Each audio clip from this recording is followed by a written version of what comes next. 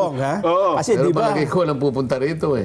Si Pangulong Duterte gusto niya pumunta rito. Ayos Dito, sana. dito siya upo eh. Ay, inaabangan na namin yan, Ikaw, Kong. di niyan ka, dito. Dito ka, para... Hindi, Kong, dyan na kayo dito sa dalawa mo, kami sa likod lang Hindi, muna ako kami. gusto ko siya dito eh. Kahit nandun na lang ako, di na ako nakikita, okay lang ako eh. Basta kayong tatlo eh, talagang... Ang dami na nag-aabang dyan, Kong, mula nung sabihin nyo, ha?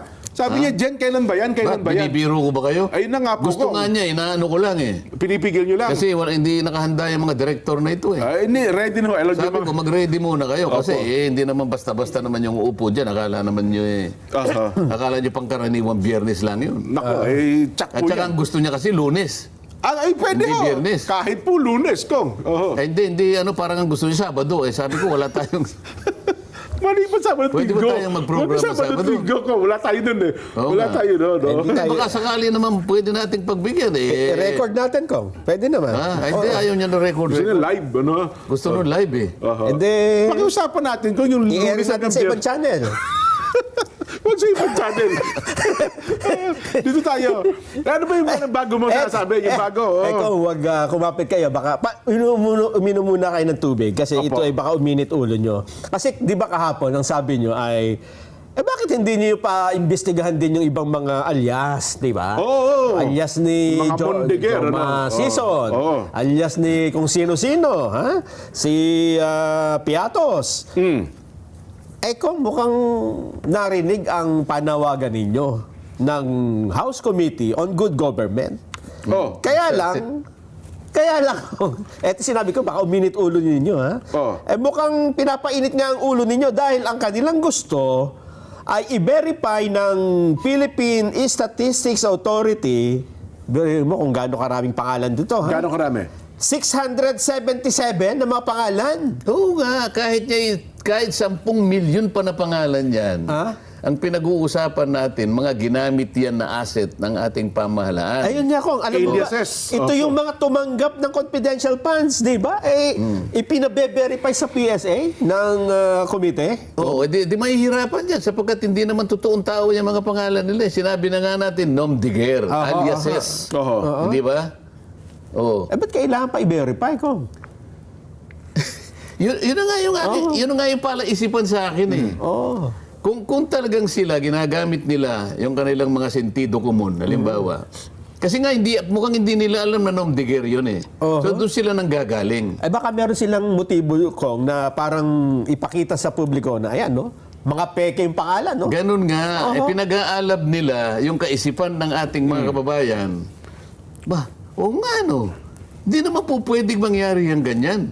Ang mga resibong ganyang karami, ilan? Mga 700? 677 ito. Oh, 677. Gawin na po nating 600 million.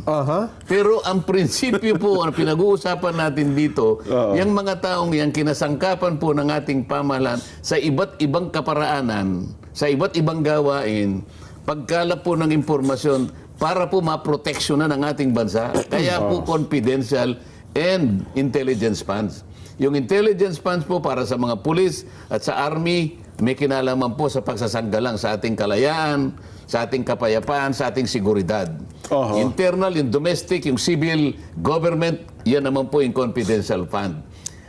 Ang katotohanan nga po niya, kaya confidential, sapagkat itatago po natin yung mga nagamit po nating mga tao, kinasangkapan natin, alang-alang sa pagtatanggol sa ating mga patakaran, sa ating mga pasilidad, sa ating buhay at pamumuhay. Lahat po yan ay kinasangkapan, alang-alang doon sa gawain na yun. Kaya nakatago sila. Sa matagal na panahon, ganun po. Ngayon, kung pipilitin po na i-identify po yun, ang ibig lamang sabihin, either hindi po nila naintindihan ang pinag-uusapan, hindi po nila alam kung paano pinatutupad ng sangay ng pamahalaan ang mga sensitibong mga bagay, wala na po akong masasabi sa kanila. Nako. Kaya nga, confidential nga yan. Dapat, Kaya, pero teka lang nga, parang nung isang araw, sa pakikipagpanayam kay Ombudsman Martires na Kong, parang binanggit niya, kasi may mga pangalan lumutang na ganyan, dapat daw, mukhang ipaliwanag ni BP Inday kung sino-sino itong mga taong ito. Hindi nga pwedeng mangyari yun eh. Okay. Itatago mo nga sila eh. Yun ang nature ng kanilang gawain. Yun ang nature ng dokumento. Oho. Kaya, nasa sa kanila yon. Kung hindi po nila maintindihan yon, may problema sila. Oho. Pangalawa, kailangan ibalikan natin. Kung hindi po talaga kayo namumulitika at inuusig nyo lang ang opisina ng pangalawang Pangulo, bakit yung natitirang halos 400 na opisina na meron ding ganyang tipo ng pondo at nabigyan din sila ng notice ng COA, pinagpapaliwanag din sila, bakit yung 400 offices wala po kayong tinawag? Confidential funds din to? May mga Mary Grace Piatos din sila. Sigurado yun.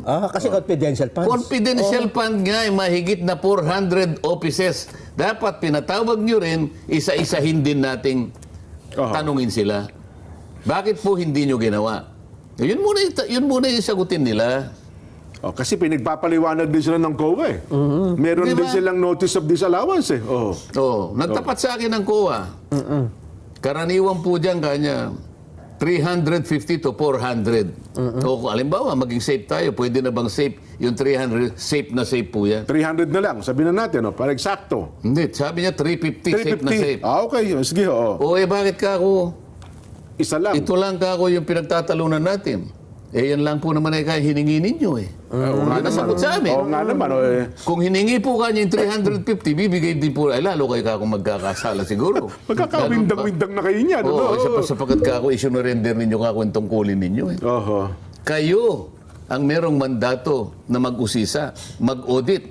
Wala nang ibang pinagkalooban ng ganyang klaseng otoridad. Para isinuko nila yung kapangyarihan nila ko. Kailanman hindi nyo dapat isuko yan. Sinulatan lang kayo, hindi man lang kayo pumiyak. Dapat sumagot ka, teka muna po. Kami po ay susunod naman sa inyo, pero kailangan pong malaman ninyo na itong aming ginagawa ay tentative po ito. Wala pa pong kasiguruhan dito eh. Hindi pa po pinalito eh. Ito po yung initial findings lang po namin. Kapag binigay po namin yan, baka magkamali po kayo at kami po ay malalagay sa alanganin. Baka meron naman pong magdemanda sa amin sapagkat hindi po nyo gawain yan. Gawain po namin yan. Di ba? Para po kayong kusinero eh. Kami pong magluluto eh. Biglang lang kayong papasok.